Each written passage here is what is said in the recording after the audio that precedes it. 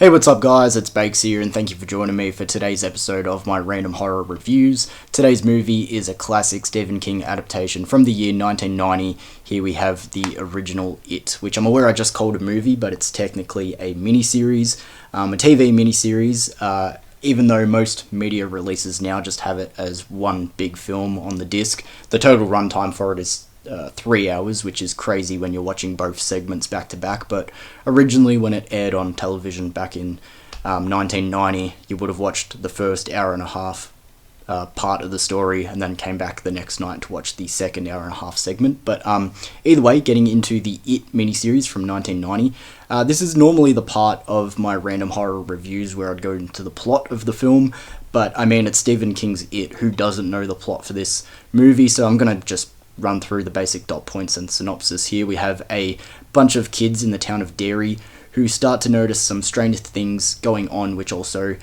coincide with a bunch of kids within the town going missing. They start to investigate and realize that there's this entity who is taking the form of a clown, but can also shapeshift into your biggest fears, and he is, or it is the thing that is taking out the kids around town. The first part of the miniseries is them as kids. Second part is them being grown up and needing to come back to face off against Pennywise again. But I'm, as I said, just going through the dot points there. I'm pretty sure everybody knows the plot for It, so I'm not going to stick around for that much longer. I'm going to open with a little fun fact here. I think this was the first ever movie I ever heard got called the scariest film of all time. I'm not sure if I was growing up and asked someone that question or it just came up in conversation, but from my recollection, I think this was the first movie I ever heard somebody call the scariest film of all time. Not long after that, it was followed with, The Exorcist, and Nightmare on Elm Street was another one that I often heard get called the scariest of all time. But from memory, I think this was the first movie I ever heard get plastered with that label, which is just a little fun fact there. This is a movie, this version of the movie, because it's had a remake now, but this version of the movie I've seen just short of a handful of times. But growing up, it's one that I've always appreciated, but never have I really felt it met the hype of what a lot of people sort of had the expectations set for myself at. A lot of people talking about how this is Stephen King's best adaptation and this movie's just insanely scary and things like that. But yeah, like I said, watching it in the past, it never really hit that mark, and it's been a little while since I came back to rewatch it, so this was a fun one to come back to for today's review. And honestly, I think this is the most I've ever enjoyed the It miniseries, and I think just having so much time since the last time I went back and watched it definitely helped. I always felt like, even from the first time I watched this version of It, like before the remakes came out, I always felt like it was necessary for a remake, because there is so much good quality shit in this movie, and there is so much that you feel like could be explored, but it just doesn't hit that mark. And obviously we ended up getting a remake of this It miniseries, but I always just felt like this was a movie that was necessary for a remake, so very happy that we got that. But like I said, this miniseries was originally split into 2 parts, so this is going to be an interesting review to try and break down, because there's just so much content and so much story and so much characters, and like I said, this movie has a total runtime of 3 hours, so this is going to be interesting. But I think I'm going to start by sort of going through my general overall thoughts of this movie at first. So one thing that's always held up with this original version of It, even in the past where I haven't felt like the movie has been the strongest compared to this time around, is Tim Curry's performance as Pennywise. He has always been fantastic in this movie, super iconic and super memorable. His look, his costume, his lines, he's definitely the more quotable of the 2 Pennywise that we now have in a timeline. We have Tim Curry's version, and then we have Bill Skarsgård's in the remake. I definitely feel like Tim Curry's is the more quotable for sure.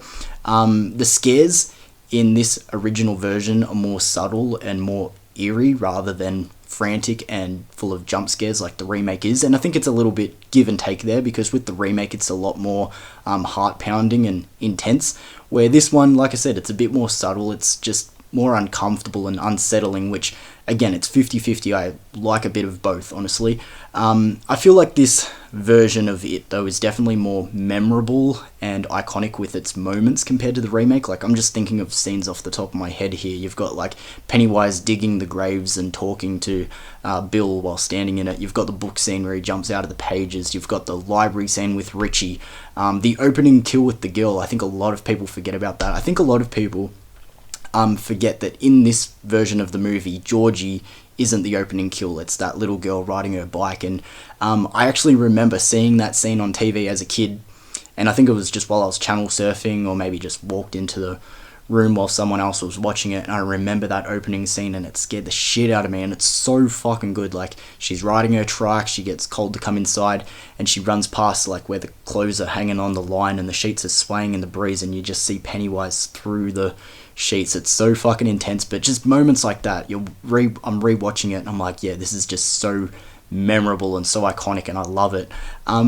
I didn't remember it feeling so much like a mini-series from the times I watched it in the past. Like I said, there was a big time gap since the last time I went back to revisit this mini-series, but it does feel very much like a mini-series. At points it kind of feels a little bit like soap opera at a time. Like, it feels like you're watching, like, a TV show, which in a way it kind of is. But I don't remember it feeling like that so much in the past. It's not necessarily a negative, but it's something that I definitely noticed after coming back to rewatch this version after such a long time. So if we're breaking this miniseries down into the two parts, I guess I'll start with part one, which is following the characters as kids. And the child actors and character depictions are really good and, like, way better than I remembered them being. The one kid in particular who I didn't remember being so different to his remake counterpart was the character of Ben. In this version, yes, he's still bullied and considered a loser, but he's way more confident and sort of, like, cool. And he's probably the kid that grew on me the most in comparison, again, to his remake counterpart. And again, just talking about Pennywise interactions, you know, the scene where Pennywise is pretending to be Ben's dad, standing out in the marsh, just waving at him, "Hey, Benny," like, that shit is fucking terrifying. Again, just very, like, subtle but eerie and unsettling. I love it. And I guess just sort of speaking of that, Pennywise interactions with the characters in this original version is, like, way better than the interactions that he has with the characters in the remake. Like, maybe less intense or whatever, but, like, the best comparison I can think of is maybe, like, his interactions with adult Richie in both versions. In this original, it's the scene that I mentioned earlier in the library. He's dropping, like, one-liners and quotes, and it's coming off as, like, kind of funny but also unsettling and creepy. And then in the remake, he just turns into, like, this giant lumberjack, and, you know, it's just jump scares at the screen, and it just doesn't feel as, like, genuine in a way, if you understand what I'm saying. Or even his interactions with kid version of Richie in this original compared to the remake. In this original, he turns into a werewolf because Richie was watching this horror movie about werewolves, and that's what scared him. And then in the remake, it's just clowns in general, and you don't really get to see Pennywise explore his shape-shifting powers in the remake when he has that interaction with Kid Richie, which is such a missed opportunity. I'm going to actually let you guys in on a bit of information here that you might not know. So like I said, in the original version, he's watching I Was a Teenage Werewolf, I think, and that's why Pennywise turns into a werewolf, because that's what scared him. In the remake, they go to watch Nightmare on Elm Street 5. The original plan was for Pennywise to turn into Freddy Krueger, and they didn't commit to it. Like, that would have been the coolest fucking shit ever, and they didn't do it in the remake, which fucking sucks, but there you go. And Seth Green actually plays the child version of Richie in this movie, which I think a lot of people forget. And I actually feel like he is, like, the most confident of the child actors in this version. He seems to be, like, the most loose and, like, having the most fun with his role, which I guess you could put down to his character, because his character is kind of the comic relief and, you know, just thrives on banter and conversation and things like that. So I think that's why he probably comes across as the most confident of the child actors. But they all just do such a great job, and a great job of, like, capturing childhood friendships and the joys of youth and everything that you want from, like, the first half of an It story when you're following them as kids in the 60s. And now getting into the second part of the miniseries where you're following the characters now as adults, where they return to Derry because as kids they made a pact that if Pennywise ever returned, they would also return to try and defeat him and put him to rest for good.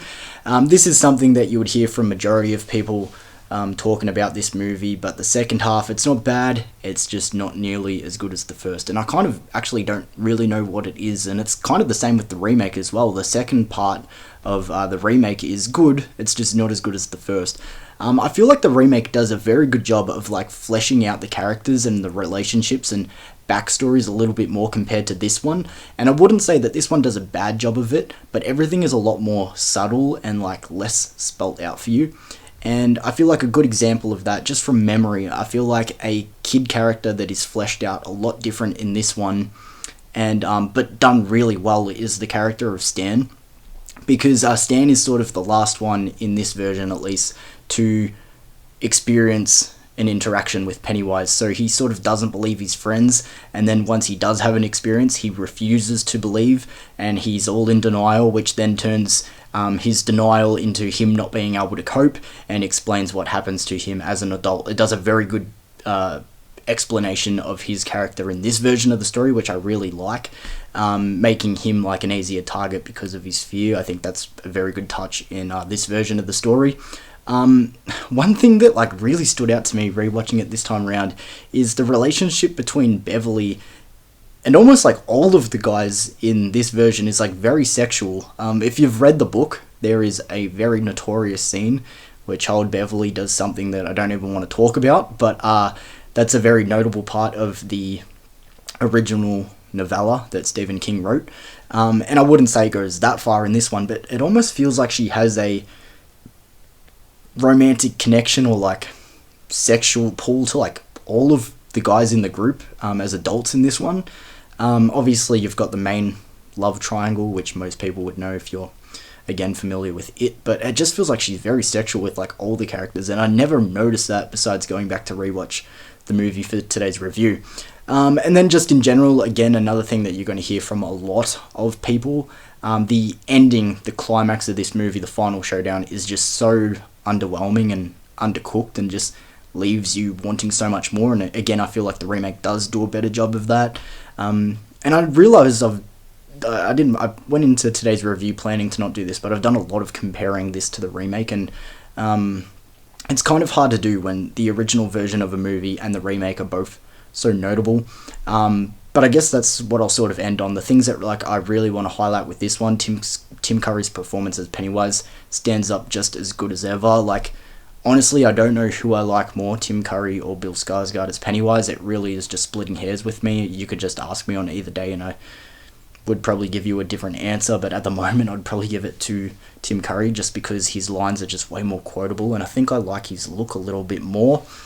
But the story's there. There's a lot of things that are there. It just feels a little bit undercooked compared to the remake. And like I said, even before the remake was announced, I always thought this was a movie that was necessary for one. Giving this a rating out of 10, because today's review has just been a lot of rambling, I'm going to give the original version, TV miniseries from 1990 of It, a 7 out of 10. Like, it's good. Back in the day, like growing up, I probably would have given it like, no word of a lie, maybe like a 5, at most 6. So it's steadily moving up. I think I definitely prefer the remakes.